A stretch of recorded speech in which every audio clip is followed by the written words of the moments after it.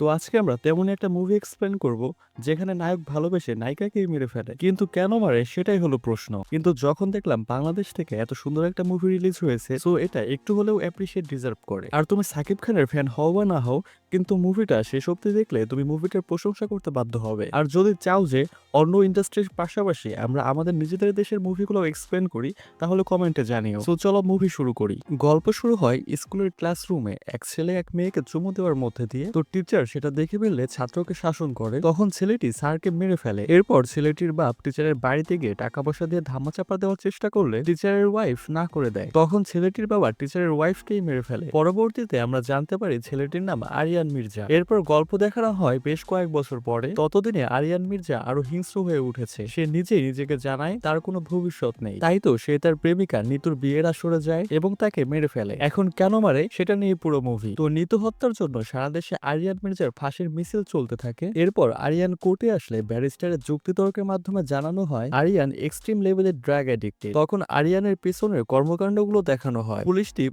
একবার তার পিছু নেয় তার অপরাধমূলক কর্মকাণ্ডের জন্য, কিন্তু তার বাবার জন্য পুলিশ তাকে ছাড়তে বাধ্য হয়। ব্যারিস্টার পরে কোর্টে আরিয়ান মির্জার মেয়ে কেলেঙ্কারির কথা উপস্থাপন করে। আরিয়ান সবসময় পার্টি এবং মেয়ে নিয়ে ব্যস্ত থাকে। তো এক পার্টিতে তার নিতুর সাথে দেখা হয়, আর সেখান থেকেই নিতু হত্যার সূত্রপাত শুরু। তখন আবার ফ্ল্যাশব্যাক সিন দেখানো হয়। তখন আমরা দেখতে পাই আরিয়ানের পার্টি এবং ডান্স। তো সেখানে নিতু আসে অফিসের ডিনারে। তো নিতু সেই পার্টিতে আরিয়ানকে টাকা উড়াতে দেখে সে তার চ্যারিটির জন্য আরিয়ানের কাছে টাকা চেয়ে বসে। আরিয়ান তার কোনো কথাই না শুনে শুধু নিতুকে দেখতে থাকে, কারণ সে প্রথম দেখাতেই নিতুর প্রেমে পড়ে যায়। এরপর এক সুটকেস ভর্তি টাকা নিতুকে গিফট করে, যা দেখে নিতু প্রচুর খুশি হয়। এরপর ড্রিঙ্কস করতে দিলে সেটা নিতু খায় না। নিতু জানায় সে এগুলা খায় না, আর এজন্য তাকে শরবত দেওয়া হয়, আর সেটা খেয়ে নিতু বেহুশ হয়ে পড়ে। তখন আরিয়ানের পিএস জিল্লু জানায় সহজে সে কোনো প্রস্তাবে রাজি হতো না, তাই শরবতের সাথে ঘুমের ওষুধ মিশিয়ে দিয়েছি। আরিয়ান জানায় ও ভালোবাসার মানুষ, তাই ওকে কিছুই করা যাবে না। তাই বেহুশ হয়ে গেলেও নিতুকে কিছু না করে তার বাড়িতে পৌঁছে দেয়। পরের দিন আরিয়ান নিতুর অফিসে গিয়ে নিতুকে দেখতে থাকে, আর সেদিন রাতেও নিতুকে বাসায় নামিয়ে দেয়। এরপর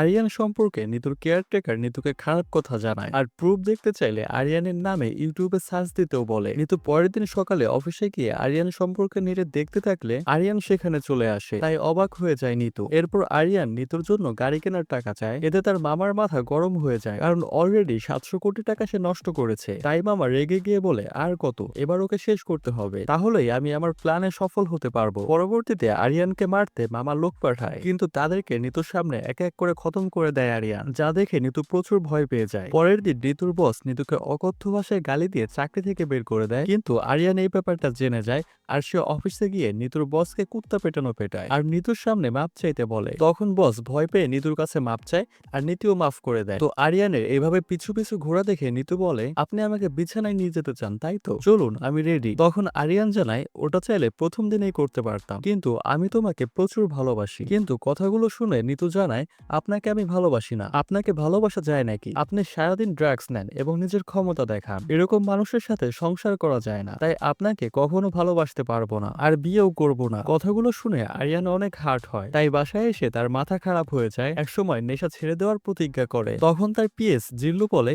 এভাবে আপনি নেশা ছাড়তে পারবেন না, নেশা ছাড়তে হলে আপনাকে রিহাবে যেতে হবে। তাই নেশা ছাড়তে এবার আরিয়ান রিহাবে ভর্তি হয়, আর বিষয়টা সে বাবার থেকে হাইড করে। তো রিহাবে থাকাকালীন আরিয়ানের অবস্থা খারাপ হতে থাকলে জিল্লু ফোন দেয় নিতুকে, আর নিতু এসে আরিয়ানের কষ্ট দেখে মায়ায় পড়ে যায়। তাই নিতু এবার আরিয়ানকে জানায় আপনি আমার জন্য নিজেকে পরিবর্তন করছেন, এটা দেখে আমার অনেক ভালো লাগছে, আমি আপনার সাথে আছি। কথাগুলো শুনে খুশি হয়ে যায় আরিয়ান। এরপরে আরিয়ানের সেবা করতে থাকে নিতু। আরিয়ান সুস্থ হয়ে বাসায় ফিরলে সুন্দরভাবে কথা বলে নিতু, সাথে জানিয়ে দেয় ভালোবাসার কথাও, যা শুনে অনেক খুশি হয়ে যায় আরিয়ান। এরপর সেখানে আরিয়ানের বান্ধবী আসলে তার সাথে কথা বলে আরিয়ান, যেটা দেখে জেলাস ফিল করে নিতু চলে যায় সেখান থেকে। এরপর দরজা খুলতে না থাকলে আরিয়ান বন্দুকের ভয় দিয়ে দরজা খোলায়। সেখানে আমরা ঋতু আর আরিয়ানের ভালোবাসা দেখতে পাই। আবার নিতুর থেকে থ্রেড দেওয়ার ব্যাপারটা শুনি, আর সেটা ছিল আর একবার যদি আমার সাথে বন্দুক নিয়ে মস্করা করো তাহলে আমি নিজেই নিজের মাথায় পিস্তল চালিয়ে মারা যাব। আরিয়ান জানায় আর হবে না। এরপর আরিয়ানের দাদির বার্থডে প্রোগ্রামে সবার সাথে পরিচয় করিয়ে দেয় নিতুকে। এরপর মন্ত্রীর ছেলে সেখানে নিতুকে নিয়ে খারাপ কথা বললে আরিয়ান রেগে যায়, কিন্তু ফ্যামিলি প্রোগ্রাম থাকায় সেখানে কিছু করতে পারে না আরিয়ান। তো পরবর্তীতে প্রিন্সের আস্তানায় গিয়ে প্রিন্সকে মেরে আসে আরিয়ান। প্রিন্স নিতুকে নিয়ে হিসু দেওয়ার তুলনা করেছিল, তাই আরিয়ান এবার প্রিন্সের মুখে হিসু করে দেয়, কিন্তু প্রিন্স তার অপমানের কথা বাবাকে জানায়, আর বড় ভাইকে কিছু একটা করতে বলে। তখন দেখানো হয় প্রিন্সের বড় ভাই ফারহানকে, সে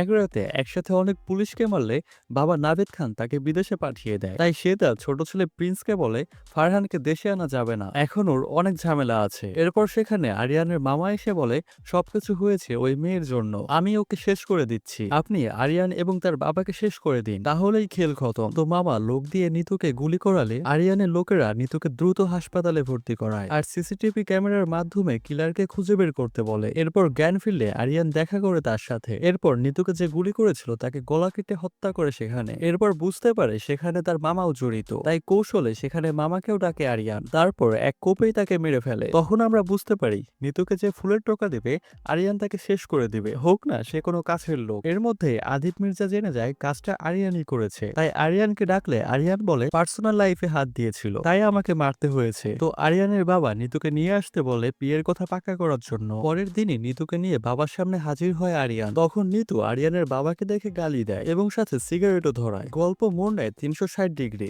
আরিয়ান বলে এসব কি বলছো, উনি আমার বাবা। তখন নিতু বলে আমারও বাবা ছিল। তখন দেখানো হয় নিতু আর তার বাবাকে। তো আদিপ মির্জা সহ তার পলিটিক্যাল ফ্রেন্ডরা মিলে প্রধানমন্ত্রী সহ 60 জনকে মেরে ফেলে একটা বোম ব্লাস্টে। আর আদিপ মির্জা এই ব্লাস্টে ফাঁসিয়ে দেয় নিতুর বাবাকে। তখন পুলিশ এসে নিতুর বাবাকে ধরে নিয়ে যায়। এতে নিতু আর তার ছোট বোন বাবাকে ছেড়ে তার চাচার কাছে গেলে তার চাচা জানায় তাদের বাবাকে একমাত্র আদিপ মির্জাই ছাড়াতে পারবে। তাই তারা আদিপ মির্জার কাছে যায় বাবার প্রাণ ভিক্ষা চাইতে। তখন আদিপ মির্জা বলে যদি তুমি নিজেকে আমার কাছে সঁপে দাও তাহলে তোমার বাবা বাঁচবে। তখন নিরুপায় হয়ে বড় বোন যায় আদিপ মির্জার কাছে। আদিপ মির্জা নিতুর বড় বোনকে রেপ করলে সেই রাতে নিতুর বড় বোন সুইসাইড করে। ওদিকে তার বাবাকে আর বের করে নিয়ে আসে না আদিপ মির্জা, যার কারণে নিতুর বাবার ফাঁসি হয়ে যায়। তো প্রেজেন্টে দেখানো হয় নিতু আরিয়ানকে বলছে তুমি হচ্ছে তোমার বাবার জীবন আর আমি হচ্ছি তোমার জীবন, তাই তোমার বাবাকেই শেষ করতে এই প্ল্যান করেছি এবং আমি তোমাকে ভালোবাসি না, এটা জাস্ট রিভেঞ্জ। তো আরিয়ান তাকে বোঝাতে থাকে সে তাকে কতটা ভালোবাসে এবং তাকে জানায় তাকে ছাড়া আরিয়ান বাঁচতে পারবে না। তখন নিতু জানায় আমি চাই তোমার বাবা ধ্বংস হোক, তাহলেই আমার বাবা শান্তি পাবে। এরপর আরিয়ান তার বাবাকে নিয়ে আসে নিতুর কাছে আর সরি বলতে বলে। আর ছেলের ভয়ে নিতুকে সরি বলে আদিপ মির্জা আর বলে আমি ড্রিঙ্কস করে এসব করেছি। এরপর আমার পার্টনারদের এসে নিতুর বাবাকে ছাড়িয়ে নেওয়ার কথা ছিল, কিন্তু তাদের জানালে তারা কেউ রাজি হয় না। তখন আরিয়ান বলে সবাই এবার আমার কথা শুনবে, সবাই এবার রাজি হবে। আর তাই জিল্লুকে এবার বলে সবাইকে একত্রে করতে। আর এরপর সবাই একত্রে হলে মেশিন গান চালিয়ে সবাইকে মেরে ফেলে আরিয়ান। আর সেখানে প্রিন্সের বাবাও মারা যায়। আর তার বাবার মৃত্যু হওয়াতে প্রিন্স এবার তার ভাই ফারহানকে ফোন দেয়। তো এদিকে আরিয়ান সবাইকে মেরে নিতুর কাছে আসলে নিতু জানায় সবাইকে মেরে ফেলো, আমি তোমাকে ভালোবাসবো না। এরপর নিতু তাকে অপমান করতে থাকলে আরিয়ান বলে